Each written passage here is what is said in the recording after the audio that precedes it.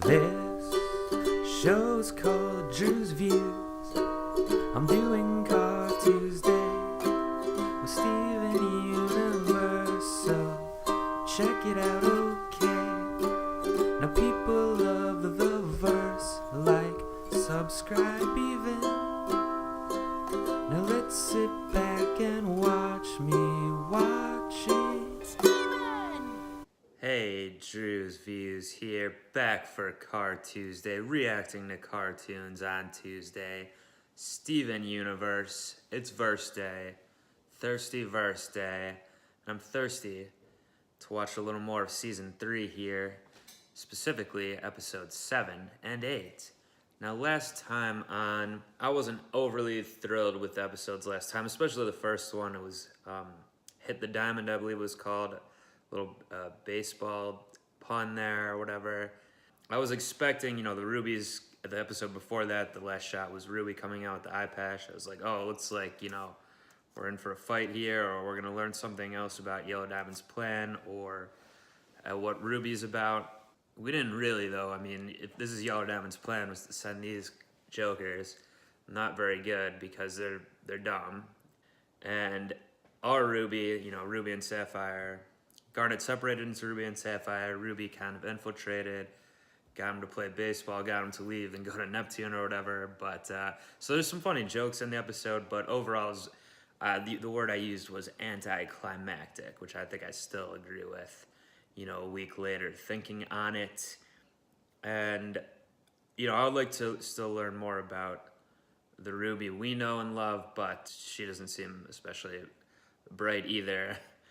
And I know rubies aren't made for that purpose. They're supposed to be like the soldiers or whatever. So Ruby needs Sapphire and together as Garnet to live her best life. Only a Ruby's leading Rubies doesn't seem to be working out.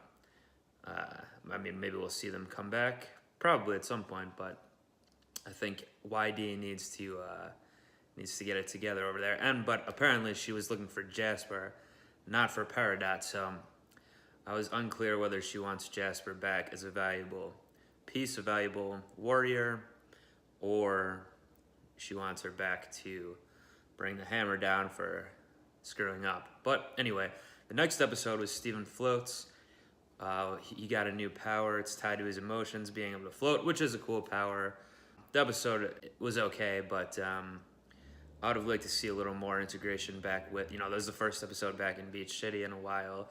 Got a little stuff with Sadie in the donut shop. That was his drive during the episode. And, still relying on his team, the Crystal Gems and all that. But hopefully this time we get some more townspeople back in. It's been a while for a lot of them, even though he had a quick little interlude in his mind last time with a bunch of them featured in the donut shop. But anyway, I'm pumped to get into episode 7 here. Let's see what we got.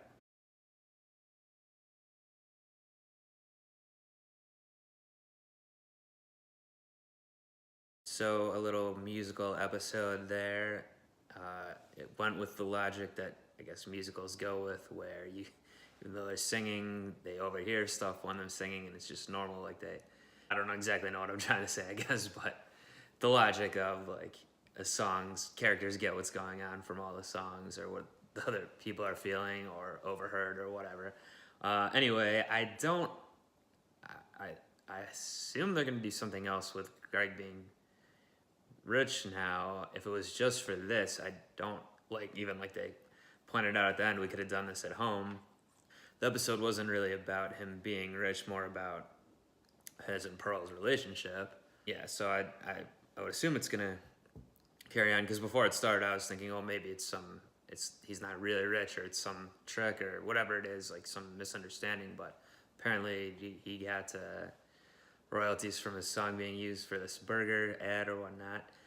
Yeah, but so I hope they do something else. Maybe another Greg episode that's not Pearl-centric, but more about him learning how to be in a different class now or something like that. I don't know if they have time for that type of thing on this show. I mean, I'm sure they do, but I don't know if it fits in with the general plot line. But, I mean, he is a guy living in a kind of failing car wash, living in a van and all that stuff, so he definitely could have a lifestyle change over this, even if Steven doesn't need to go to college, which was kind of brought up as well after I thought of it. But, you know, good Pearl. I always loved Pearl, so I think her song on the balcony there was probably the best song of the ones in the musical here, the one I like the best at least. It's still stuff we already knew. You know, I'm glad they came to an understanding somewhat. Maybe they'll have a less awkward, better relationship going forward. I think it is just kind of the thing they don't want. Neither of them really did anything wrong to the other person. It's just a situation where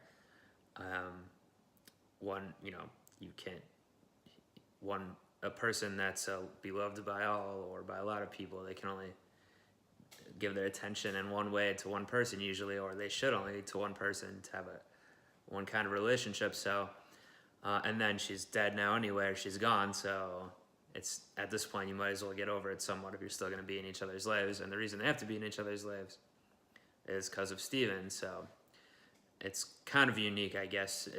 I'm trying to think of real life things where something like this would happen, where one person gets chosen over the other. The scorned person, or whatever you call it, wouldn't probably still need to be around for whatever reason. Obviously, it's a lot different with this because it's a gem and human, and she's protecting Steven and the gems and all that. She was not looked at by Rose as a, I guess, romantic option. And I can see that also because even apart from it, doesn't seem like Rose was interested in that to begin with, but also Pearl is like her teammate already, so that makes it awkward. Like, it's kind of her subordinate, or definitely is, I guess, really. Someone who follows you, looks up to you. It's hard to transition that into something romantic, and she's interested in humans anyway. There was some comments about other men, so presumably it doesn't seem like there's men at all in Gem World. They're all female-oid or whatever you call it, so unless there's something we don't know yet, I don't know yet, but so I don't know I don't know how romantic relationships work anyway. I mean, that's interesting to think about, I guess. Do they have romantic relationships on Homeworld? Obviously, Ruby and Sapphire got together, and that was the first time they said there's a fusion between two disparate kind of gems. I guess you could be in a relationship and not fuse. It's kind of all tied in here. But is there like a structure of relationships, marriage, and things like that on Homeworld? I mean, would only other gems, like 2 rubies, 2 paradox, whatever, be together in some type of marriage or whatever it is? I mean, it kind of seems like they don't have that, even though they do have some type of feudal system or whatever you call it with the kind of queen figures of these diamonds, or royalty system, I guess. Not necessarily feudal, but a lot of society is based on families and stuff like that.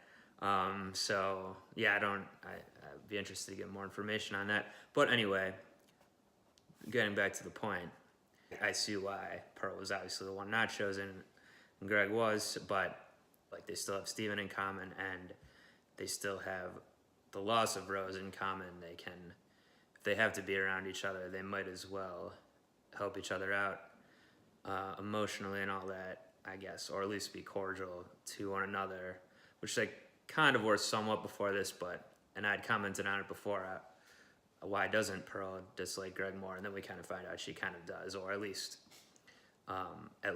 doesn't, you know, puts walls up or whatnot around him, doesn't think he's worthy, all of that.